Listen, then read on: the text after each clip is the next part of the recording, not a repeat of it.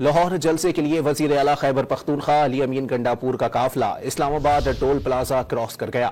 वजीर आला की क़यादत में एक काफिला इस वक्त चक्री पर मौजूद है।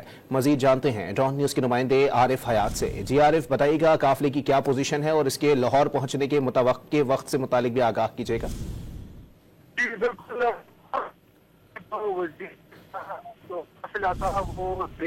लाहौर जलसे के लिए पेशावर से और ये तकरीबन के करीब सवारी पहुंच गया।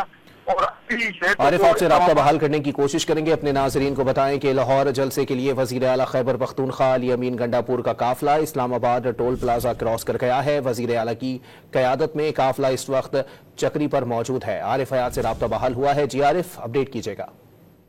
बिल्कुल, ये इस्लामाबाद टोल प्लाजा क्रॉस कर चुका है काफिला और अब चक्री के इलाके तक पहुंच चुका है।